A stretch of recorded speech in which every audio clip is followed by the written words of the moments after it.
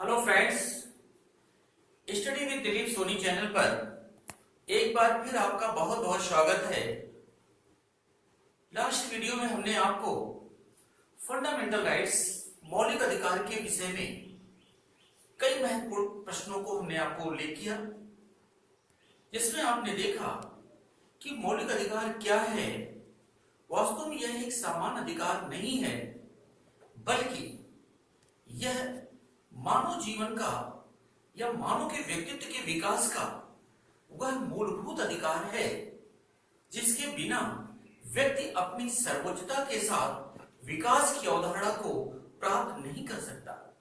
यह व्यक्ति के जीवन का एक अनिवार्य है, that is the compulsory for all the persons, because इसके अभाव में, इसके ना होने से, इसके वंचित होने पर व्यक्ति कभी भी अपने पूर्णता के विकास को प्राप्त करने में सक्षम नहीं हो पाएगा। तो लास्ट वीडियो में हमने आपको मौलिक अधिकार पार्ट 1 एंड मौलिक अधिकार पार्ट 2 के अंतर्गत कई महत्वपूर्ण प्रश्नों का उल्लेख हमने किया। आज बहुत ही महत्वपूर्ण प्रश्न के साथ अनुच्छेद 20 से लेकर अन्य प्रावधानों का हम उल्लेख करेंगे। तो आज का जो टॉपिक था उसका नाम है फंडामेंटल राइट्स। फंडामेंटल राइट्स नाम से ही लग रहा है यह एक सामान्य अधिकार नहीं है, यह व्यक्ति के जीवन का अत्यंत ही महत्वपूर्ण अधिकार है। यह व्यक्ति के जीवन का मूलभूत है, अर्थात इससे वंचित होने पर व्यक्ति को कई समस्याओं का सामना करना पड़ता है। मौलिक अधिकार के अंतर्गत हमने आपको लास्ट में स्वतंत्रता के अधिकार की पहला हमने आपका उल्लेख किया था, समानता के अधिकार, राइट टू इक्वलिटी, समानता का अधिकार। मित्रों, समानता मानव जीवन का एक प्राकृतिक सत्य है। मनुष्य के विकास की अवधारणा में प्रकृति ने सबको समान रूप से बनाया है और अनुच्छेद आर्टिकल 14 to 18, 14 से 18 तक हमने अनुच्छेद 14, 15, 16, 17 एंड 18 कुल 5 प्रकार के समानता के अधिकारों का उल्लेख किया। जैसे इसे आप जो लोग नहीं देख पाए हैं, प्लीज उसको आप लास्ट वीडियो को देखें और उसके पार्ट 1 पार्ट 2 को देखकर उसके सारे प्रश्नों को क्लियर कर लें। और यदि आप सब्सक्राइब नहीं कर पाए हैं तो प्लीज सब्सक्राइब कर दें, जिससे सारे वीडियो, सारे क्वेश्चंस आपके पास पहुंचेंगे। लास्ट वीडियो में एक आपको क्वेश्चन मॉडल पेपर दिया गया था, जिसका उत्तर हम अगले वीडियो में आपको देंगे और आपको कई महत्वपूर्ण बातों को भी बताएंगे। दूसरा हमने आपसे किया था स्वतंत्रता का अधिकार, स्वतंत्रता का अधिकार। स्वतंत्रता मानव जीवन के विकास का एक अनिवार्य सत्य है। स्वतंत्रता मूलभूत अधिकारों को विकास की ओर ले जाने में महत्वपूर्ण भूमिका का निर्वाह करता है, मौलिक विचारों को प्राप्त कराने में भी सहायक है। और कहा जाए, यदि आपको समानता दी जा रही है और स्वतंत्रता से आपको वंचित कर दिया जाए तो निश्चित रूप से आपके विकास की पूर्णता नहीं हो सकती। स्वतंत्रता के अधिकार के अंतर्गत आर्टिकल 19 to 22 के अंतर्गत हमने लास्ट लेक्चर में, लास्ट वीडियो में आपको आर्टिकल 19, जिसमें कुल 6 प्रकार की स्वतंत्रता का उल्लेख किया था और ये बताया था कि वास्तव में स्वतंत्रता क्या है। पहला प्रश्न हमने बताया था स्वतंत्रता क्या है, स्वतंत्रता का क्या अर्थ है, स्वतंत्रता का क्या महत्व है। आप उस वीडियो को देखकर इन सारे प्रश्नों को अच्छी तरह से समझ सकते हैं। स्वतंत्रता से सामान्य तात्पर्य कार्य करने की निर्बाध रूप से आजादी नहीं। स्वतंत्रता वास्तव में संविधान के अंतर्गत उन कार्यों को करने की स्वतंत्रता पर बल देता है, उन कार्यों को करने की आजादी देता है जिस कार्य को करने से किसी दूसरे व्यक्ति की स्वतंत्रता का हनन नहीं होता है। तो इसमें हमने आपको काफी लंबा और महत्वपूर्ण बातों को उल्लेख किया था। आज हम आते हैं अनुच्छेद आर्टिकल 20 के अंतर्गत, 20 के अंतर्गत, 20 के अंतर्गत क्या है मित्रों, दो सिद्ध के विषय में संरक्षण का अधिकार। दो सिद्ध के विषय में संरक्षण का अधिकार, संरक्षण का अधिकार। दो सिद्ध के विषय में संरक्षण के अधिकार से क्या तात्पर्य है? वास्तव में मित्रों, protection of the offences of personal liberty, protection of the offences of personal liberty के अंतर्गत बहुत ही महत्वपूर्ण प्रावधान है। समाज में अनेक प्रकार के लोग हैं, धनी हैं, गरीब हैं, निर्धन हैं, अगड़े हैं, पिछड़े हैं, सभी लोगों को अपने विकास की प्रक्रिया को बनाए रखने का अधिकार है। कोई किसी के साथ किसी की स्वतंत्रता का हनन नहीं कर सकता। अर्थात बिना किसी अपराध के किसी व्यक्ति को दोषी नहीं माना जाएगा, बिना किसी अपराध के किसी को अपराधी नहीं माना जाएगा। ये हमारा मौलिक अधिकार है। दूसरा, किसी भी अपराधी को किसी एक अपराध के लिए केवल एक बार ही दंड दिया जाएगा, ना कि बार बार। जैसा कि प्राय आपके दिमाग में आता है, कभी कभी अपराधी को पुलिस पिछले रिकॉर्ड के आधार पर पकड़ लाती है, परंतु यह एक वेरिफिकेशन का हिस्सा है, परंतु उसे अपराधी नहीं माना जा सकता। और तीसरा सबसे महत्वपूर्ण प्रावधान क्या है कि किसी भी व्यक्ति को उसी मात्रा में ही दंड दिया जाएगा जिस मात्रा में उस व्यक्ति ने अपराध किया है, या अपराधी को अपराध की मात्रा के अनुसार according to crime, punishment according to crime, जिस मात्रा में अपराध किया गया है उसी मात्रा में उसको दंड दिया जाएगा।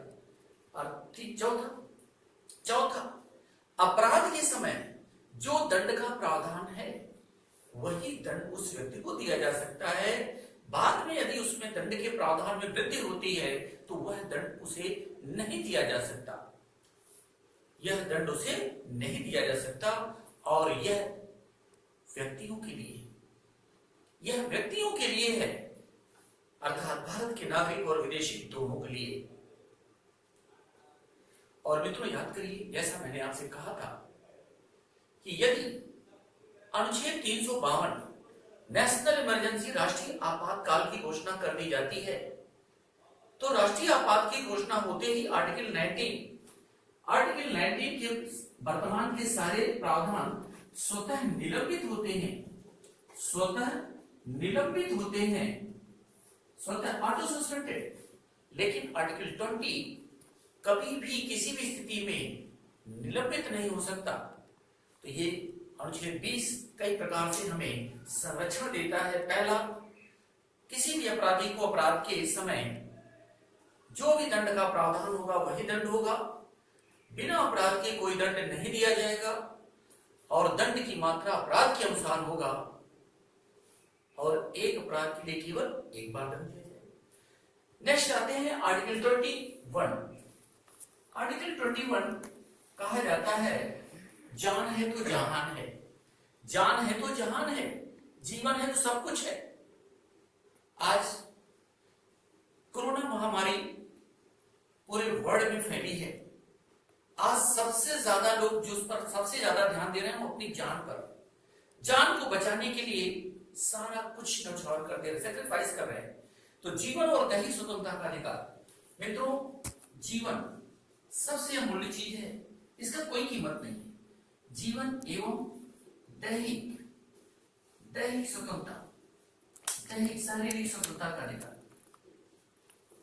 दैहिक स्वतंत्रता का अधिकार बड़ा इंपॉर्टेंट है। और न्यायालय ने कई महत्वपूर्ण निर्णय इस आर्टिकल 21 को लेकर दिया है, जिसमें सब आर्टिकल 21A भी शामिल किया गया है। परंतु क्या है, किसी भी व्यक्ति को उसके जीवन के अधिकार से कभी भी वंचित नहीं किया जा सकता। किसी भी व्यक्ति को उसके जीवन के अधिकार से कभी भी वंचित नहीं किया जा सकता। अर्थात क्या कभी नहीं, परंतु कानून की उचित प्रक्रिया के आधार पर ही उसे उसके जीवन के अधिकार अर्थात फांसी की भी सजा दी जा, भारत में फांसी की सजा का भी प्रावधान है, परंतु कानून की उचित प्रक्रिया के पश्चात ही इस प्रक्रिया का पालन किया जा सकता है। दूसरा महत्वपूर्ण प्रावधान मित्रों, कि किसी भी व्यक्ति को यदि बिना किसी ऐसे प्रावधान के जिसमें मानव जीवन के अधिकार के अंतर्गत केवल जीवन जीना ही नहीं है, एक ऐसा जीवन जीना है जिसे हमें गरिमामय जीवन जी कह सकते हैं, जिसे हम अपने जीवन की प्रक्रिया के अनुसार जीना कह सकते हैं। तो इसमें एक महत्वपूर्ण निर्णय सर्वोच्च न्यायालय के द्वारा भी आया था, Maneka Gandhi versus government of India. Maneka Gandhi versus government of India के केस में सर्वोच्च न्यायालय ने अपने निर्णय में भी ये निर्णय दिया था कि व्यक्ति के गरिमामय जीवन और दैहिक स्वतंत्रता का पालन होना चाहिए। परंतु मित्रों, इसमें जो सबसे महत्वपूर्ण प्रावधान, पहले मैं उसका उल्लेख कर दूं, जो आर्टिकल 21A, इसी 21A जो एकमात्र मौलिक कर्तव्य भी है, या जिसको हम 11वां मौलिक कर्तव्य के नाम से भी जानते हैं, फंडामेंटल ड्यूटीज, 11 फंडामेंटल ड्यूटीज, जिसमें 14 वर्ष आयु तक के बालक को 14 वर्ष आयु तक के बालक को निःशुल्क विदाउट एनी चार्ज, निःशुल्क और अनिवार्य, compulsory, that is the compulsory education, अनिवार्य शिक्षा, ये बहुत ही महत्वपूर्ण है। 14 वर्ष तक के बालक को निःशुल्क और अनिवार्य शिक्षा के प्रावधान को अनुच्छेद 21A के अंतर्गत जोड़ा गया। अनुच्छेद 21A के अंतर्गत जोड़ने से तात्पर्य यह है, इसको मौलिक अधिकार का दर्जा दे दिया गया। इससे तात्पर्य क्या है कि प्रत्येक राज्य का, प्रत्येक सरकार का यह दायित्व है कि वह 14 वर्ष तक आयु के बालक को निःशुल्क और अनिवार्य शिक्षा के प्रावधान करे, और यदि 14 वर्ष से कम आयु का बालक किसी भी तरीके से शिक्षा से वंचित होता है, तो 14 वर्ष तक का बालक चूंकि नॉन एडल्ट होता है, अतः इसी स्थिति में इस अपराध के लिए उसके गार्जियन को भी दंड दिया जाएगा, क्योंकि 14 वर्ष तक के बच्चों का निर्णय उसके गार्जियन या उसके पेरेंट्स के द्वारा लिया जाएगा।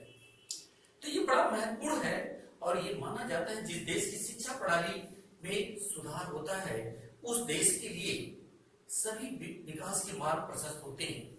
जैसे भारत को ले लीजिए, जैसे जैसे भारत में शिक्षा का विकास हो रहा है, भारत में तमाम सारे विकास के मार्ग धीरे धीरे अग्रसरित हो रहे हैं और तमाम कुरीतियां और परंपराएं दूर हो रही है। दूसरा बच्चों, इसके अंतर्गत शिक्षा के मानक को निश्चित किया गया, जैसे एक क्लास में 40 से ज्यादा बच्चे न हो और टीचर उनको आसानी से शिक्षित कर सके। 4 अगस्त 2009 को संसद की स्वीकृति के बाद इसको व्यवहारिक रूप देने का प्रयास किया गया। इसके अंतर्गत शारीरिक, मानसिक और अन्य महत्वपूर्ण बातों पर भी बल दिया गया। जीविकोपार्जन का अधिकार, मनुष्य केवल जीने के लिए नहीं है, उसके जीविकोपार्जन की उचित व्यवस्था भी हो। यहां तक कि जीविकोपार्जन के लिए जो निर्धन गरीब वर्ग के लोग हैं, जो पटरी आदि पर जो रेहड़ी वाले हैं, उनको भी आजीविका के लिए कार्य करने का अधिकार है, क्योंकि जीवन जीने के लिए उनको भी अपने व्यवसाय करने के लिए प्रतिबंधित नहीं किया जा सकता। सरकार उनको उचित व्यवस्था करे।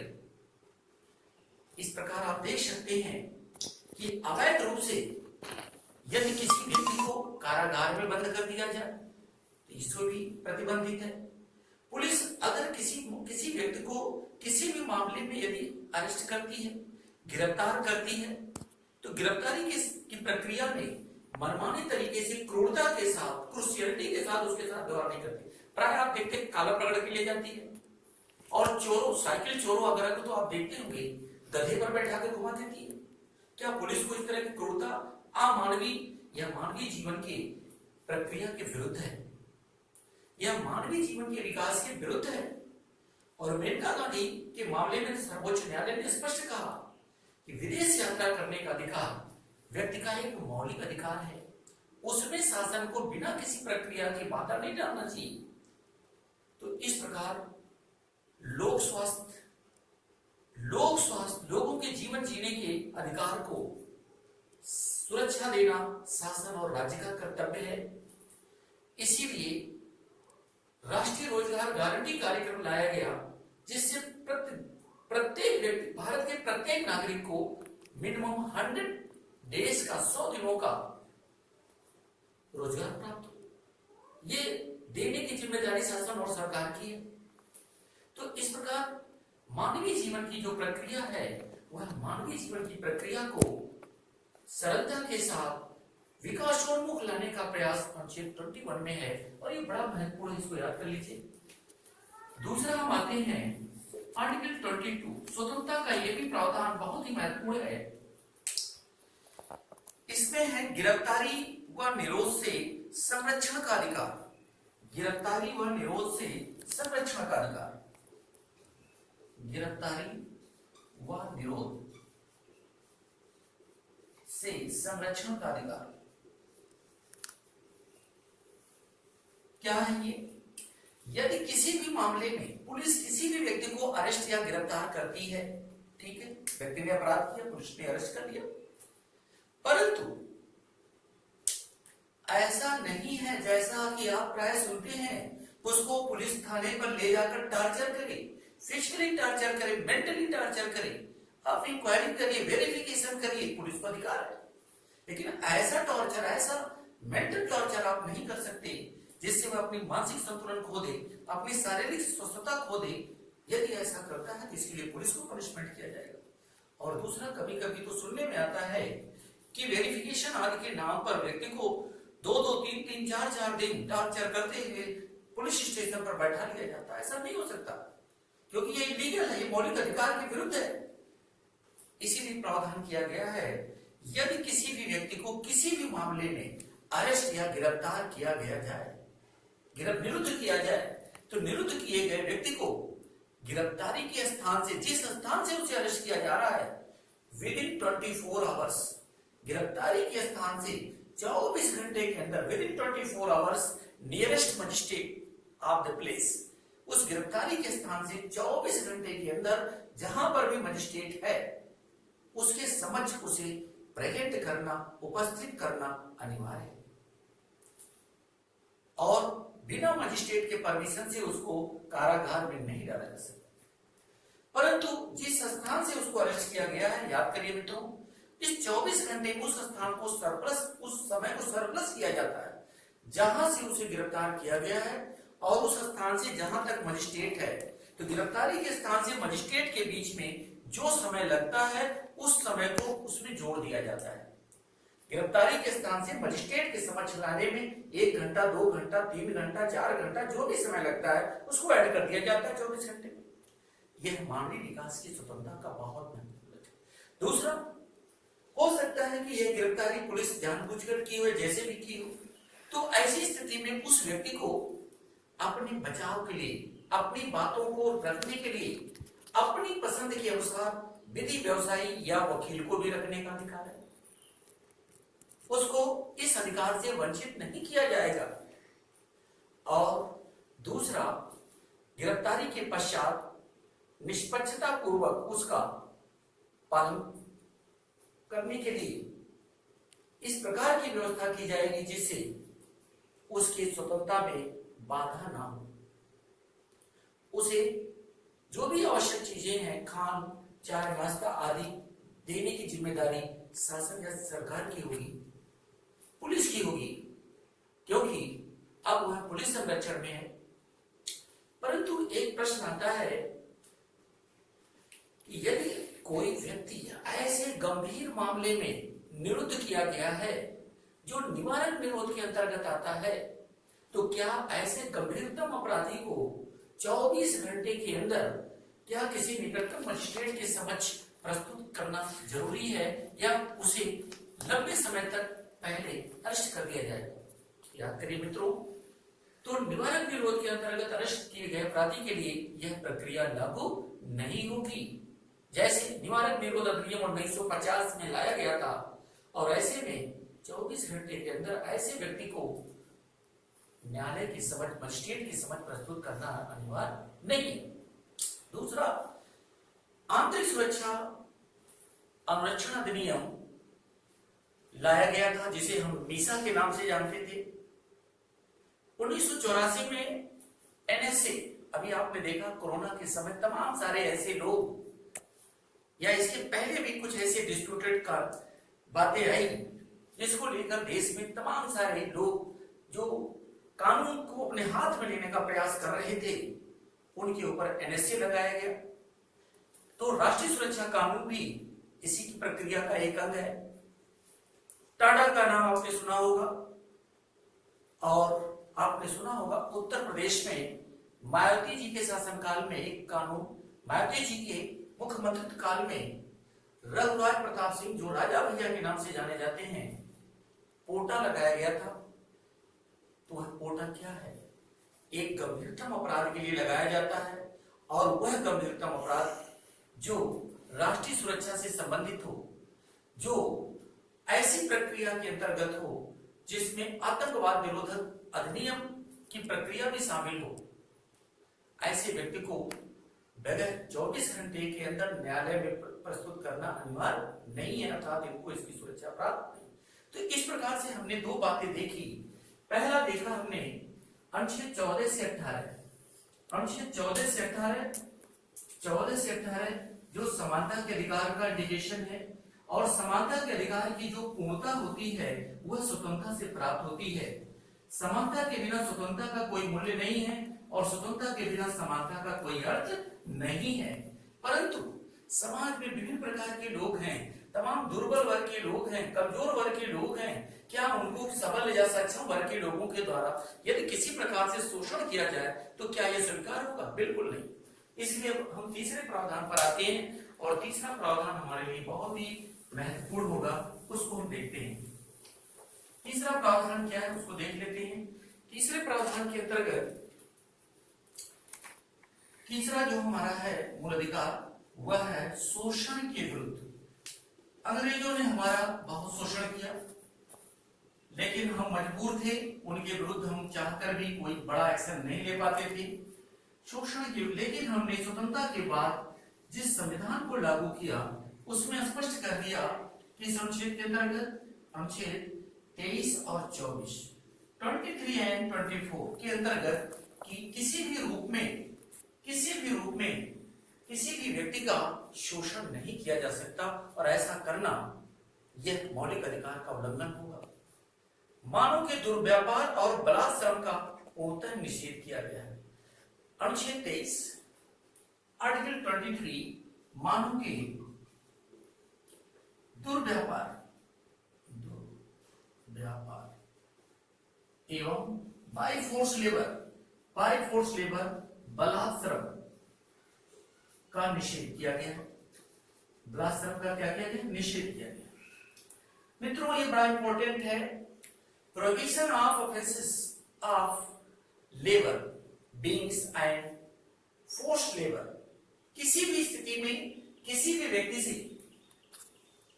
ऐसा कोई व्यवहार नहीं किया जाएगा, कोई आचरण नहीं किया जाएगा जो उसके मौलिक अधिकार का उल्लंघन करे, और किसी भी व्यक्ति से बाय फोर्स लेबर, उसकी इच्छा के विरुद्ध बाय फोर्स बलपूर्वक कोई भी कार्य नहीं लिया जा सकता, और ऐसा करना पूर्णतः मौलिक अधिकार का उल्लंघन माना जाएगा। तो मित्रों, बड़ा इंपॉर्टेंट है, यह एक लोक कल्याणकारी लोकतांत्रिक शासन प्रणाली का बहुत ही महत्वपूर्ण आधार है।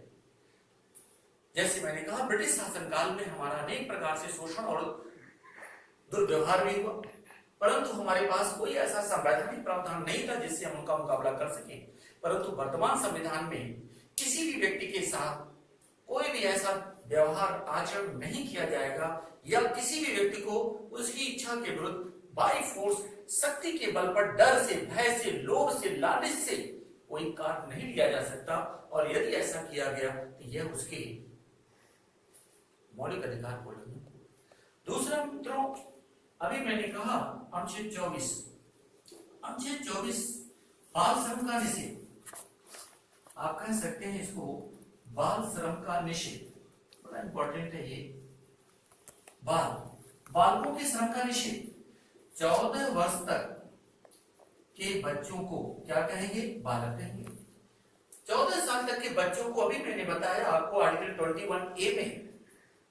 21A में क्या किया गया कि 14 वर्ष तक के आयु के बालकों को अनुच्छेद 24 के अंतर्गत क्या किया गया? अनिवार्य और निःशुल्क शिक्षा का प्रावधान की व्यवस्था की गई, और ऐसा करना राज्य का दायित्व है। यह मौलिक अधिकार है, और यदि 14 वर्ष तक के आयु के बालकों को किसी भी ऐसे कार्य में नियोजित नहीं किया जाएगा, कोई ऐसा कार्य नहीं लिया जाएगा जिससे उनका जीवन संकट में पड़ जाए, उनके जीवन की प्रक्रिया में बाधा उत्पन्न हो जाए, जिससे उनका मानवीय विकास की प्रक्रिया बाधित हो। मित्रों याद रखिए, 14 वर्ष तक के आयु के बालकों को, तो इस प्रकार मित्रों अनुच्छेद 24 बालकों को संरक्षण देता है कि उनके विकास की प्रक्रिया में उनका किसी भी प्रकार से शोषण न हो, और वो अपनी शिक्षा की अनिवार्यता को प्राप्त करने से वंचित न हो। अतः 14 वर्ष आयु तक के बालक को किसी भी कल कारखाने आदि में उनको नियोजित नहीं किया जा सकता।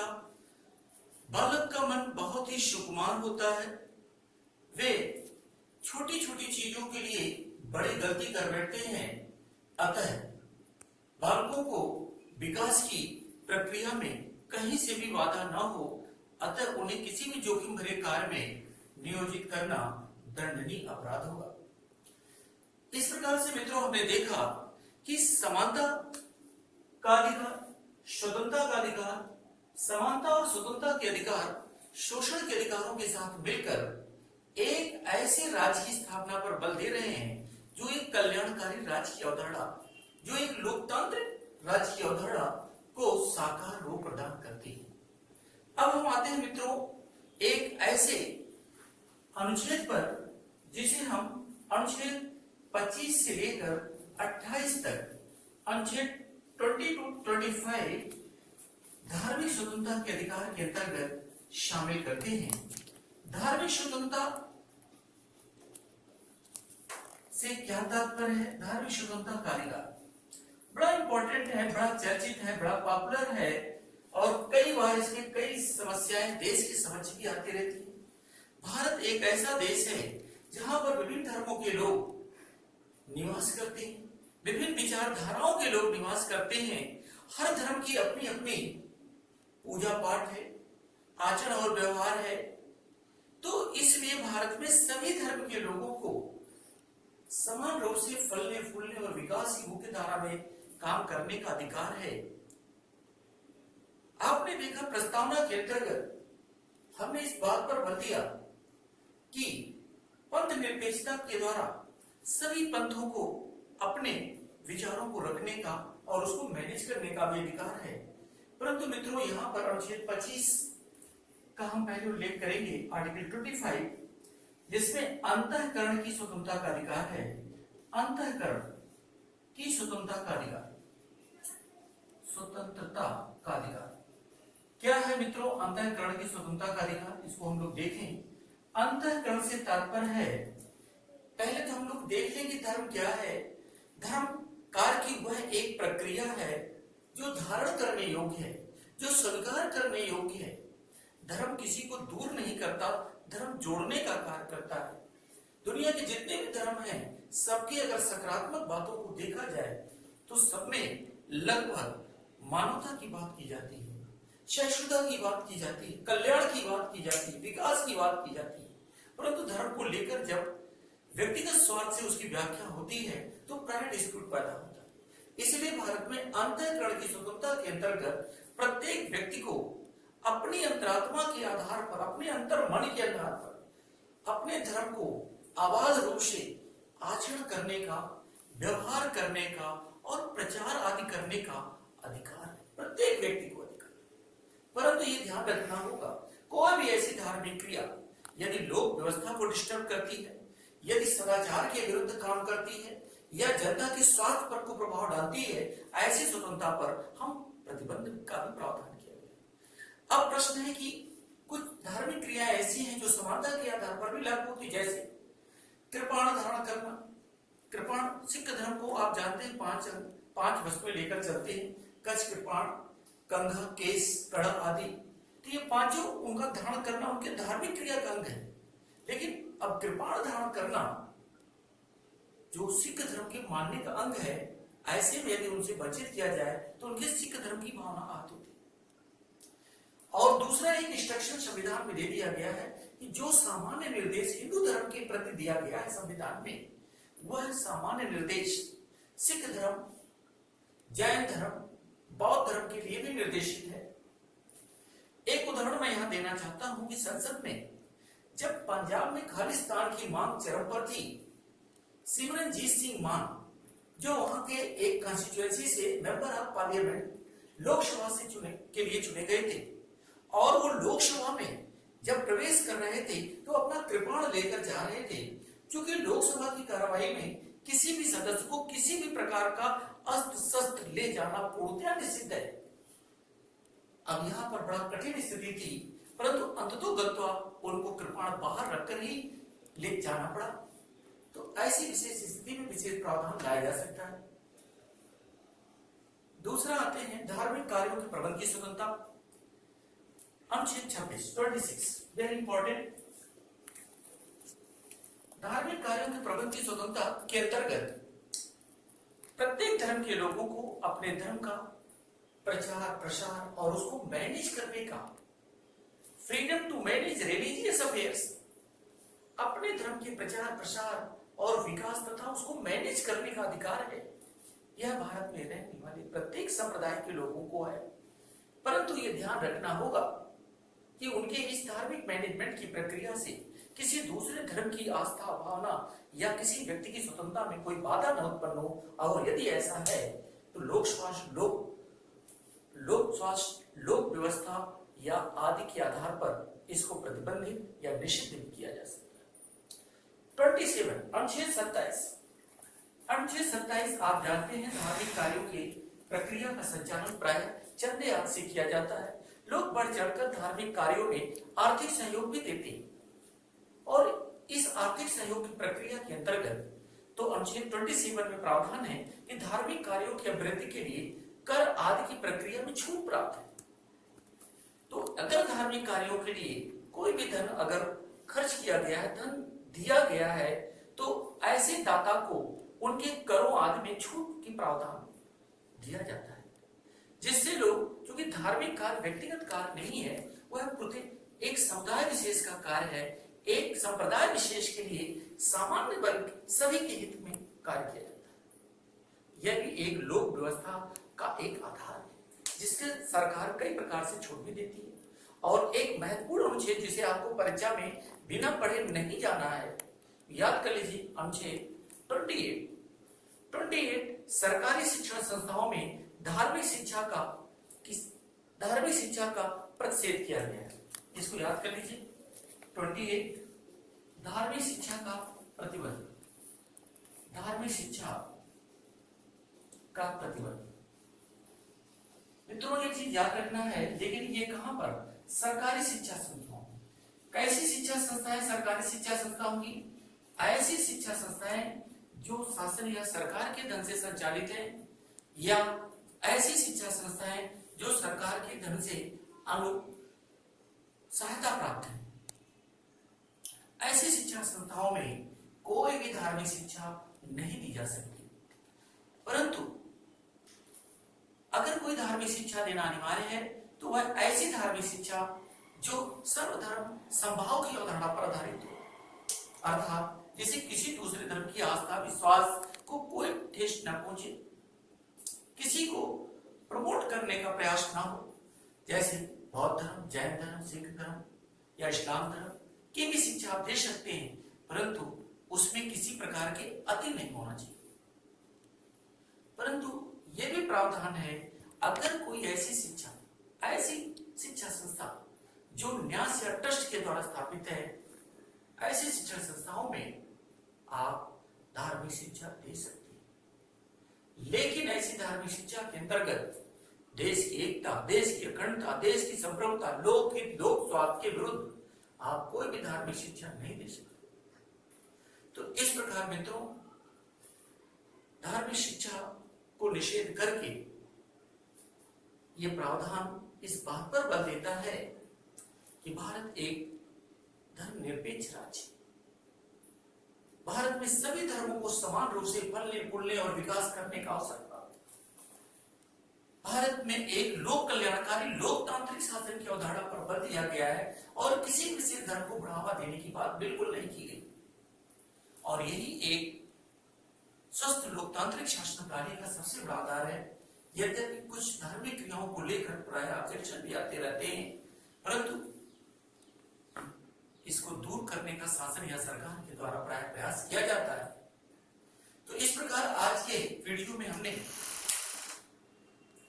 कई महत्वपूर्ण प्रश्नों का अध्ययन किया और इसका मौलिक अधिकार भाग 3 के अंतर्गत हमने ये देखा स्वतंत्रता के क्या प्रावधान है, क्योंकि समानता स्वतंत्रता के बिना अधूरी है, स्वतंत्रता के बिना समानता का कोई अर्थ नहीं है। और यदि समानता और स्वतंत्रता दोनों है और व्यक्ति का शोषण हो तो ये दोनों इनकम्प्लीट होंगे। तो समानता, स्वतंत्रता और शोषण के विरुद्ध अधिकार देकर व्यक्ति के अंतर्मन की प्रक्रिया को हम धार्मिक संरक्षण के द्वारा संभाव की प्रक्रिया से सबको आत्मिक सुख की प्रक्रिया से शामिल कर एक